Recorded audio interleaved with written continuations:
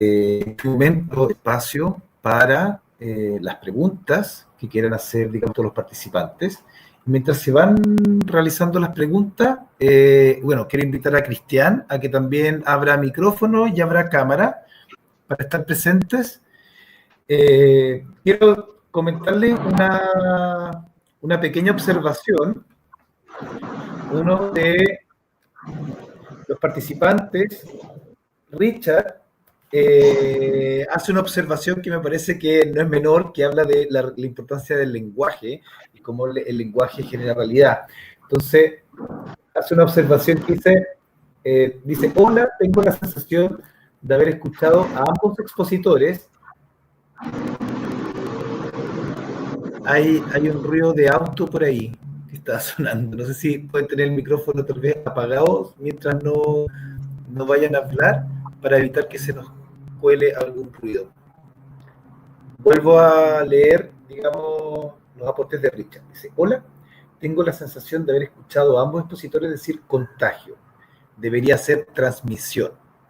Y digamos, sí, obviamente es distinto y tal vez podrían, si alguno de ustedes tiene alguna opinión respecto a eso, el concepto de contagio, desde el significado más bien como cultural que puede tener la palabra, a hablar de transmisión.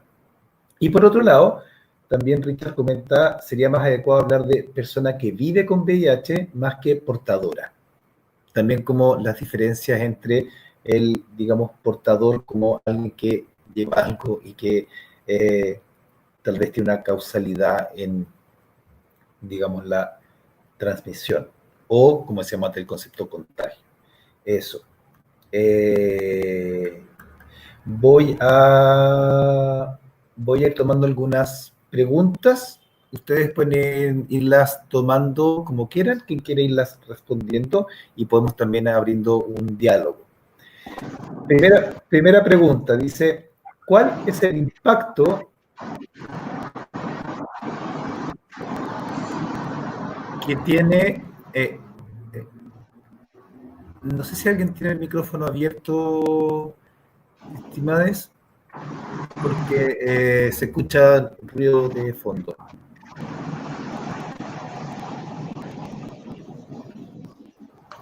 Bien, la pregunta dice, ¿cuál es el impacto que tiene el VIH en la sexualidad de las personas con VIH desde lo psicológico?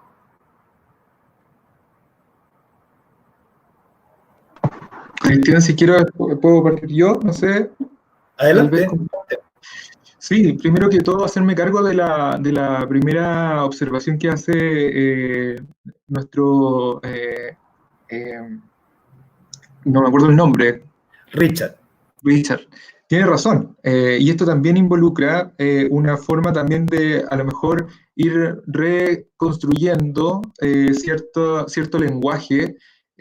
Posiblemente yo lo pude haber dicho, y en ese sentido, las investigaciones que yo revisé están todavía en un lenguaje académico biomédico, y seguramente eso va a tener que ir variando en el tiempo a propósito del interés de ir investigando también y accediendo a ciertos lenguajes más apropiados. De hecho, en realidad es persona que adquirió VIH, eso me lo señalaron también en la Fundación Sabia, con la cual tengo contacto.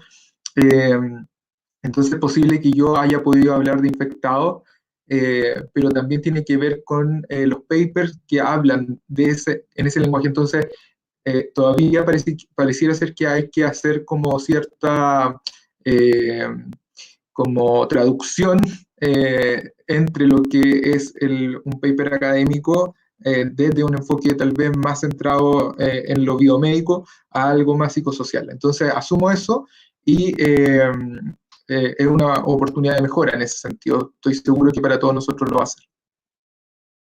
Respecto a la segunda pregunta, como yo les decía, el impacto psicológico no es igual para todas las personas y va a depender de todas maneras de, como yo les decía, las condiciones psicológicas previas, los determinantes sociales en salud. Por lo tanto, la evaluación que nosotros podamos hacer es tremendamente importante para poder conocer realmente cuál es el estado psicológico de esa persona y el impacto que entonces se ha producido a propósito de recibir esta noticia, de recibir este diagnóstico.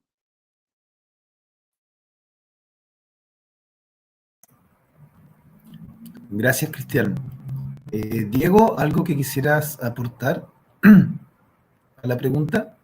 Eh, Me parece que está bien clara la respuesta de Cristian. Creo que le podría sumar el tema de también la estigma que todavía existe en cuanto al VIH, que desde ahí pueden existir ciertos prejuicios que efectivamente lleven al impacto de lo sexual, como el ejemplo que ponía en la conversación de Grindr, ¿no? Que aparece, la persona le menciona que vive con VIH, pero aún así está indetectable y la persona le responde que, no, que es un asco en el fondo. Entonces, de ahí también es como algo bien concreto donde se ve afectada la actividad sexual a partir del VIH. Gracias, Diego. Continúo con la siguiente pregunta para ir promoviendo el diálogo.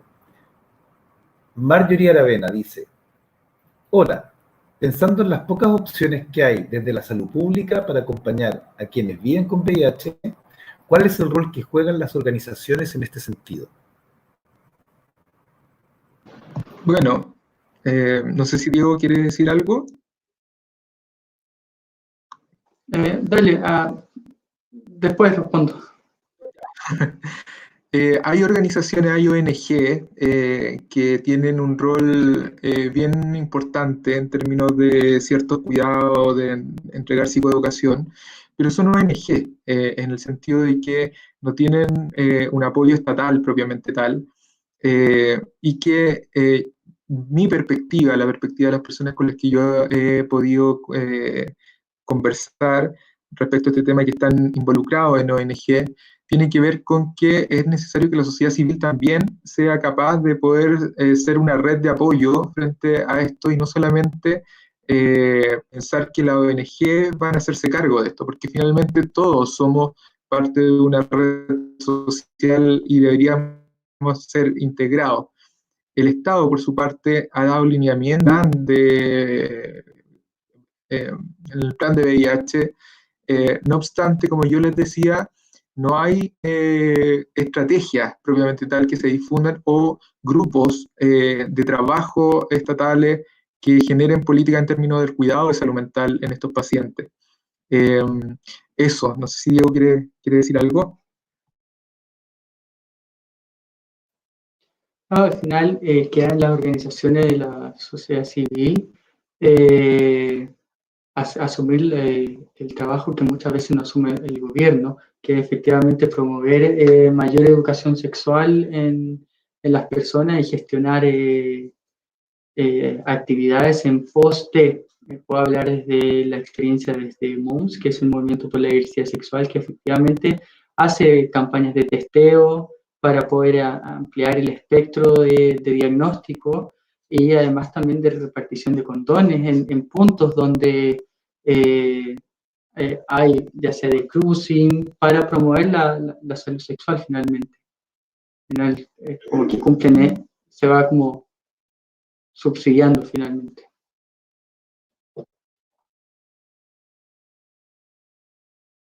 Eso.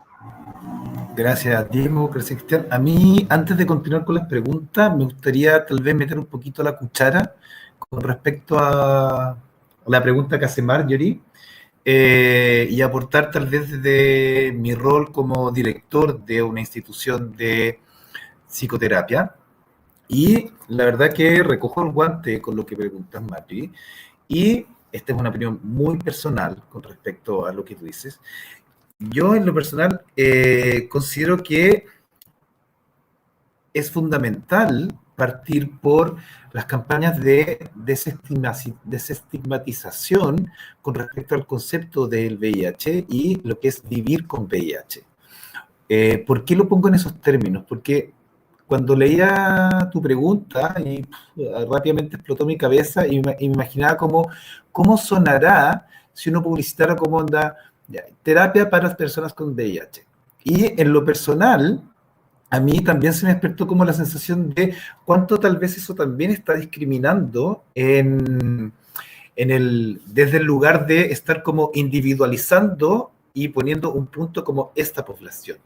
Eh, Tal vez el tema da para mucho y es muy discutible, entonces era como, y tal vez también representa un conflicto un poco dual, ¿no? Como, pues digo que hablo en términos muy personales, como, eh, no sé qué tan cómodo es decir, como poner población VIH solamente.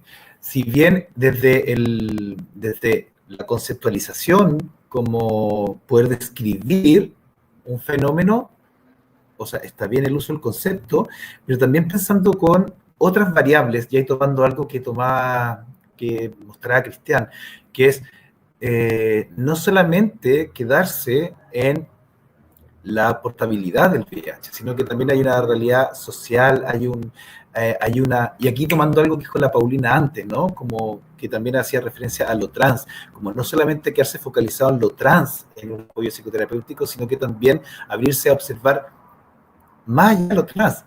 Hay una persona, hay una vivencia, hay una experiencia, les presento Tiberio que acaba de aparecer, y digamos, claro, ¿de qué manera cómo trabajar en pos de la desestigmatización? Eh, para ir cerrando, simplemente quería compartir este pensamiento y una reflexión. Para ir cerrando lo que estaba aportando, yo sí comparto contigo, creo que es un tema del cual hay que hacerse cargo y creo que sí, y ahora tal vez empezando desde el otro lugar, tal vez sí hay una manera de desestigmatizar, es invitando a hablar del tema. Y también de una manera el hecho de hablarlo y de alguna manera normalizar el concepto es poder sacarle esa carga como tan desde, y aquí tomando un concepto que traía Diego, como desde lo sombrío, ¿no? Que es como el monstruo que tanto genera miedo. Entonces, recojo tu guante y, en este caso, como representante de una institución, de un centro psicoterapéutico, sí, tenemos ahí un espacio del cual tenemos que hacernos cargo. Y creo que, en realidad, y esto lo podría extrapolar a los CAPS, a las distintas como centros de salud, y aquí un deber también del Estado de que esto debe estar en los programas, de el acompañamiento, digamos, es una demanda totalmente legítima y una invitación a buscar. Eso. Continúo con las preguntas. Hay una pregunta que la quiero conectar con un comentario que hace una compañera anteriormente que preguntaba, que es Paulina Funes, que preguntaba, y que también me parece muy interesante, porque todo el rato me ha hablado de sexo de hombres sexo que tienen sexo con hombres, aparece mucho lo masculino acá. Entonces, la pregunta es, ¿qué pasa con las mujeres? ¿Qué pasa con la realidad del VIH en la población, digamos, femenina? Y aquí quiero tomar a Mauricio Escobar, que dice, ¿qué opinan los dos exponentes sobre la temática de VIH acerca de la necesidad de dejar de relacionar el VIH solo a prácticas homosexuales, sino que también afecta a otras personas e identidades como niñas y mujeres? Yo en ese sentido, Cristian, considero súper importante lo que acabas de decir también, y no quiero dejar pasar la idea de las diferentes estrategias que se han adoptado en los diferentes gobiernos. En su momento no existía una red de consejeros, que eso se acabó desde el 2010, entiendo, eh, y ya no hay consejeros, por ejemplo.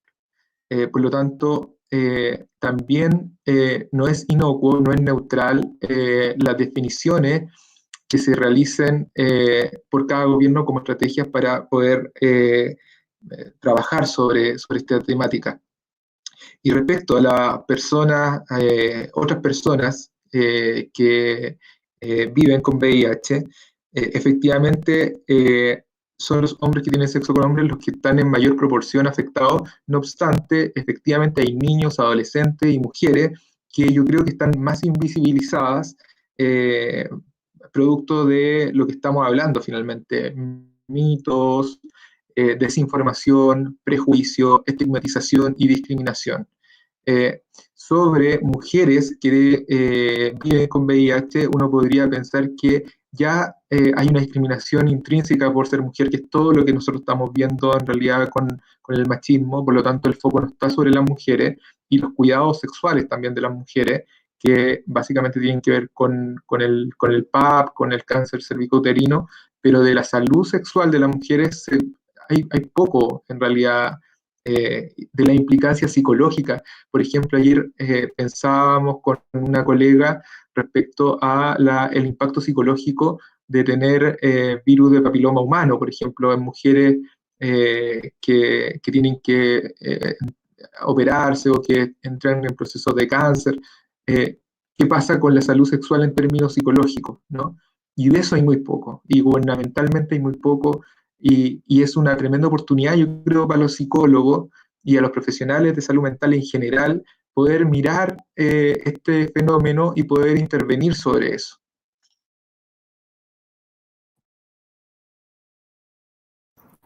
Gracias, Cristian. Diego, no sé si quieres aportar algo al punto. Creo que a pequeño, ¿no? Yo creo que se suele hablar más de hombres que tienen sexo con hombres, como, finalmente porque la tasa está concentrada ahí finalmente, y es por eso que cuando hay recursos limitados también hay que generar hay que enfrentar la epidemia dentro de las poblaciones claves finalmente.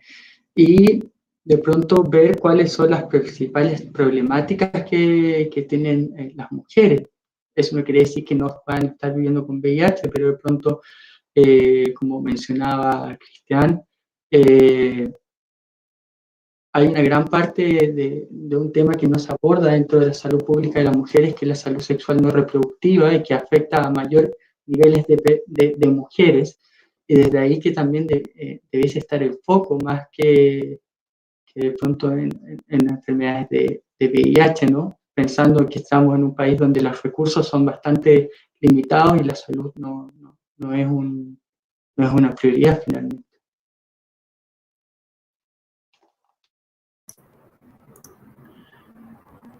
Gracias, Diego. Y con respecto a ese punto, también para meter un poco la cuchara, sí, yo también recojo el guante. Yo es, creo que es importante, y creo que de alguna manera también va de la mano de una generación que está cada vez mucho más en sintonía de la deconstrucción de ciertos imaginarios y modelos de género, él también como de construir ciertos imaginarios como ciertas enfermedades que están más presentes en unos o en otros. Y de esa manera como más bien tomar el fenómeno y entenderlo desde humanidad. O sea, estamos todos, digamos, expuestos, en este caso, al VIH o no.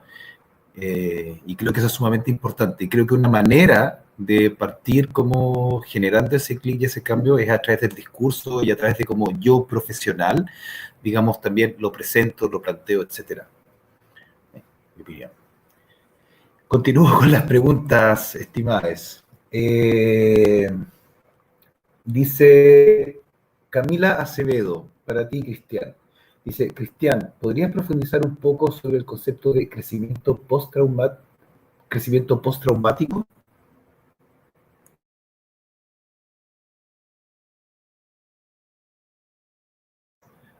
Abre micrófono, por favor, Cristian. Ahí sí, disculpen. Esta es una definición, un constructo que me encontré en la revisión sistemática que hice, y tiene que ver con que un evento traumático en la vida, en la experiencia de una persona, da la posibilidad de un crecimiento en vez de la formación de sintomatología en salud mental. Por lo tanto, es un constructo que viene a dar una posibilidad de que este evento traumático, sea cual sea, permite un desarrollo o un cambio de vida en pos de un desarrollo, no así de generar patología. Quiero decir, si ustedes recuerdan, que mi investigación tomó 9 artículos chinos, ya orientales. Y esto está dado porque el gobierno chino dada la cantidad de personas que, de los nuevos, de las personas nuevas informadas que tienen VIH, decidió apoyar económicamente a un grupo de investigadores para crear estrategias preventivas, ¿ya? Por lo tanto, estos investigadores fueron organizando un proyecto que se llama MP3, y lo pueden buscar, de hecho, en Google, y crearon muchos papers de conocimiento respecto al tema, y por lo tanto aparece este constructo también dentro de lo que ellos pudieron investigar, y yo creo que, claro, tiene también ahí como definiciones que son orientales, ¿ah? Quizás como de un sentido de la vida que puede ser diferente, vivido de manera diferente al mundo occidental. Eso.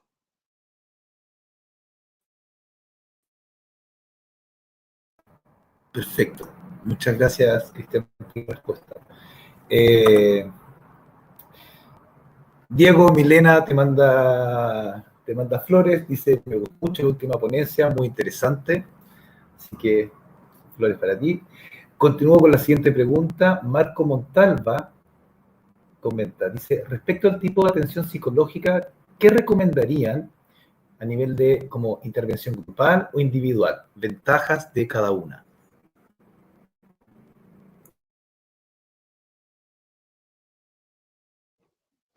Ah, yo creo que ambas tienen su fuerte, ¿no? Yo creo que dentro de lo que se trabaja en la presentación es que dentro de lo individual es poder brindarle el propio significado a vivir con VIH y desde ahí también encontrar un sentido también a la vida.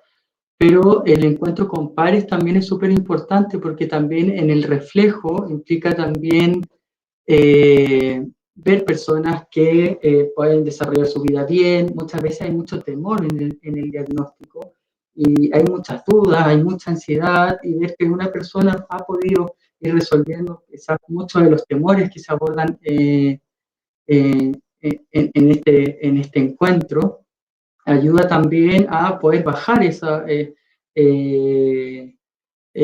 esos temores. Como mencionabas en un momento, Cristian, es también poder poner el tema sobre la mesa, ¿no? Y poder conversarlo, derribar los mitos, derribar este carácter moral que muchas veces se le otorga en la sociedad, y desde ahí también poder ir reduciendo el acompañamiento con pares, finalmente.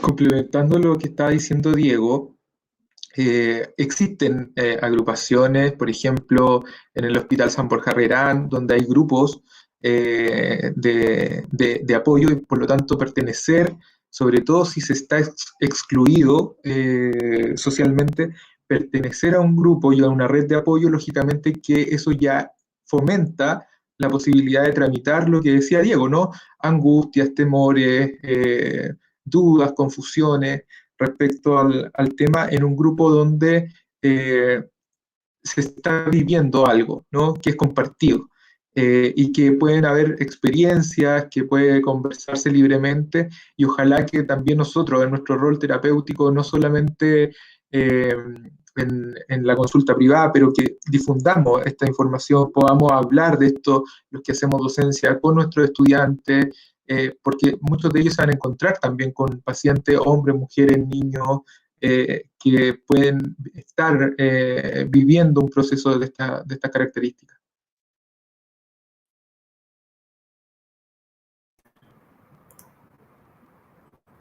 Gracias, Diego Cristian.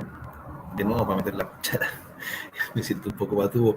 Pero con respecto a lo que preguntabas, Marco, desde mi opinión, yo creo que ambas opciones, digamos, son bastante aportativas. Comparto completamente lo que dice Diego y también está diciendo Cristian con respecto a la importancia de la red de apoyo.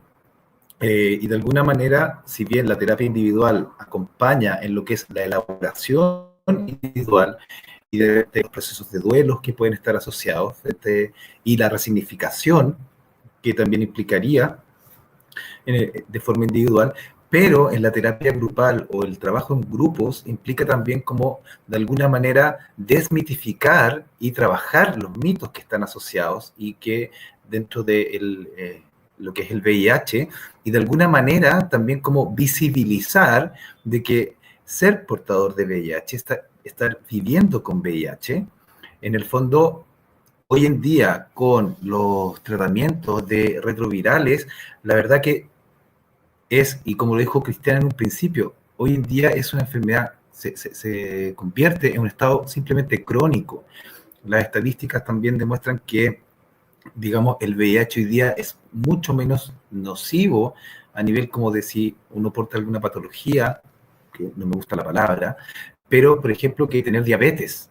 ¿Ya? La diabetes tiene más mortandad que el VIH. Entonces, y una persona que es seropositiva, pero en estado indetectable, la verdad que las posibilidades de transmisión del VIH nunca van a decir cero la estadística, porque digamos, siempre hay un pequeño margen, pero es en fondo cero. Es tan así que una persona con VIH perfectamente puede, digamos, tener familia, es decir, puede tener relaciones y no transmite, digamos, a su pareja y puede, digamos, tener hijos. O sea, no, eso está sumamente reflejado y demostrado en los estudios. Voy a seguir con algunas preguntas que dicen acá. Quiero tomar una pregunta que hace Juan Ayala y, estimadas, me la voy a tomar porque dice: ¿qué esencias florales aparecen comúnmente para trabajar sobre la herida del alma en quien vive con VIH? Comprendiendo el mito expuesto. Ya que es con respecto al mito, no sé si tú tienes una respuesta con respecto a eso, Diego. La verdad es que de esencias florales no sé, así que no sabría dar una respuesta. Gracias. Mira, con respecto, más que tal vez de hablar de esencias, yo creo que lo tomaría desde lo que son las terapias complementarias. Las terapias complementarias se entienden como terapias que acompañan y complementan un proceso. Por lo tanto, tal vez más que pensar como en una esencia o alguna terapia complementaria que pueda ser específica para VIH, yo pensaría desde ese lugar, si trabajas con terapias complementarias, en pensar en qué elementos de una terapia complementaria pueden acompañar para la sintomatología que está generando, digamos, en este caso, o que está vivenciando quien está viviendo con VIH. Puedes ocupar esencias que acompañen, por ejemplo, para regular la angustia o para acompañar el proceso de duelo o para movilizar, etcétera. Más que tal vez algo específico para VIH. Cristian, no sé si, perdona por haberme tomado esa palabra, pero no sé si quieres aportar algo tú. No, la verdad es que de esencias florales yo tampoco sé, así que prefiero... Muchas gracias por tu intervención, Cristian. De nada. Espero haber respondido tu inquietud, Juan. Y sigo con las preguntas. Oscar Arce comenta, dice: ¿consideran importante incluir en los procesos terapéuticos a personas significativas de quienes viven con diagnóstico de VIH? Me refiero a personas significativas que sepan del diagnóstico médico.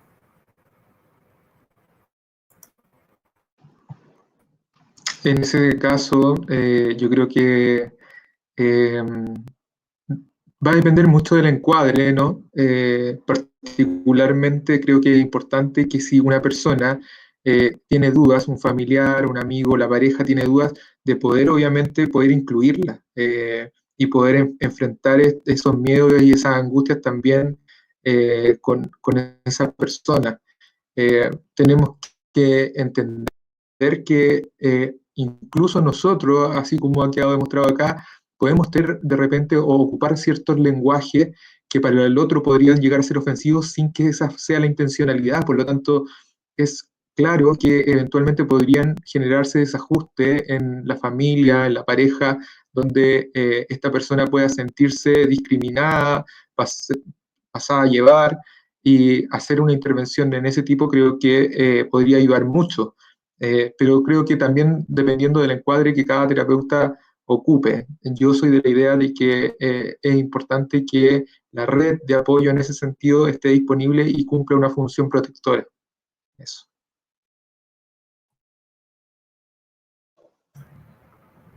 Yo me sumo también a tus palabras y yo creo que también depende de cada caso, si efectivamente la persona significativa quiere asistir, si tiene, como mencionaba Cristian, dudas o también si se pueden percibir ciertos prejuicios que podrían estar afectando en esa relación que es significativa y eso puede ser perjudicial para la persona. Yo creo que efectivamente, ¿por qué no tomar esa opción e invitarla? Pero también depende de la persona, si es que quiere invitarla también o prefiere mantener su espacio resguardado para sí. Entonces yo creo que ahí también se va viendo desde el caso a caso. Yo, a propósito de lo que dice Diego, creo que sobre todo es importante respetar las decisiones de la persona, ¿no? Y sobre esas decisiones poder uno intervenir. No que sea una obligación ni que lo viva como algo persecutorio de tener que estar como obligado, obviamente, a estar como invitando gente, no, sino que sea cada persona en particular y que pueda también tener la libertad de exponerlo en un proceso terapéutico, de consejería o de psicoeducación.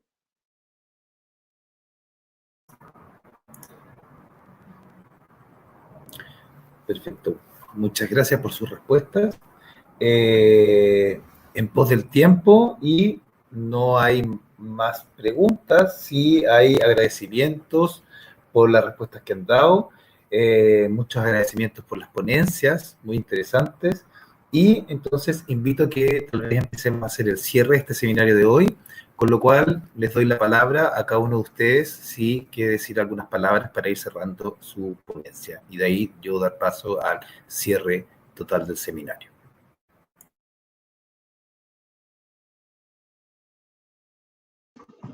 Diego, ¿quieres partir tú? Bueno, yo más que nada agradecer la oportunidad, este espacio, tu invitación, tomando el tema que se tomó al principio. Generalmente trato de ser bien cuidadoso con el tema de transmisión y contagio. Si me salió en algún momento, chuta, voy a tener más ojo para la próxima, sin duda, porque trato, pero de repente a veces uno se le va la, la mente. Pero más que nada agradecer, fue una linda experiencia y eso. Sí, yo me...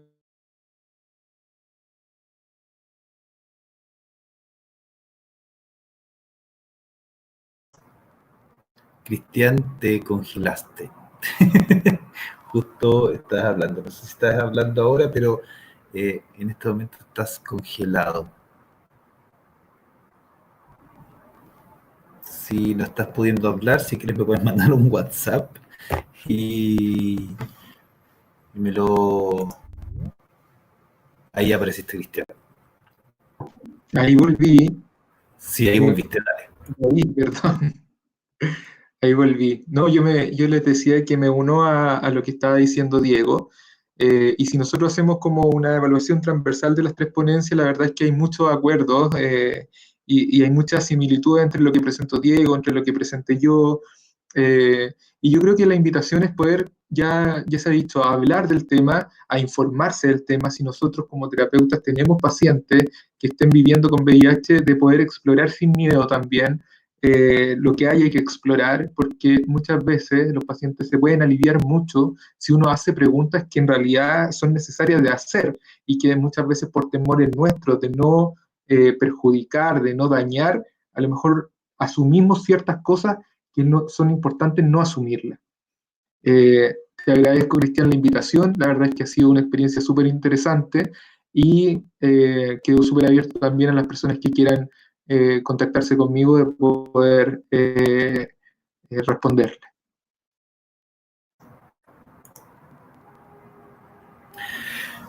Muchas gracias, Diego. Muchas gracias, Cristian. La verdad que ha sido un lujo escucharles. Agradezco por el trabajo que se evidencia en las tremendas ponencias que realizaron, donde se evidencia la investigación, el hacer referencias y el trabajo serio, todo el trabajo, Diego, de asociarlo con el mito, invitarnos a mirarlo desde lo simbólico, desde una perspectiva junguiana analítica. Así que, pues bien, para ir cerrando, quiero agradecerles a todos su presencia. Espero que haya sido, digamos, aportativa el seminario de hoy. El objetivo de este seminario es invitar a poner el tema desde la diversidad y también desde el VIH como un tema que está presente. Quiero tomar unas palabras que pone Marco Montalva en el chat, que me parece sumamente significativa. Dice: gracias por sus respuestas. La soledad es un tremendo tema en la población seropositiva. Y sí, la verdad que la soledad de los seropositiva, tanto dentro de la misma comunidad LGTBI, es un tema.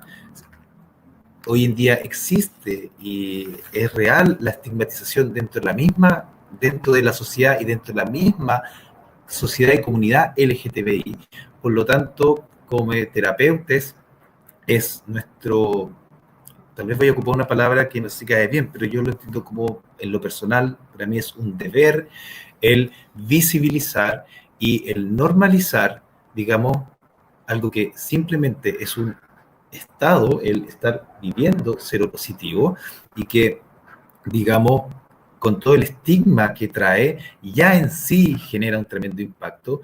Por lo tanto, desmitificar, sacar esa imagen del cáncer, que además está muy asociado con una homofobia también social, y desde ese lugar, digamos, como yo creo que en el común, cuando uno habla con sus colegas, ya ni siquiera colegas, cuando uno habla con les amigues, con les pares, con la familia, poder también naturalizar y que sea un tema que puede ser hablado, que no hay miedo frente a aquello y que de alguna manera hace un poco más amable.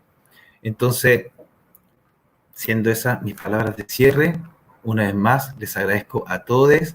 Gracias a Patricia, a Cristian, a Diego por su tiempo. Gracias a todos también por la comprensión al principio, el impasse técnico que tuvimos.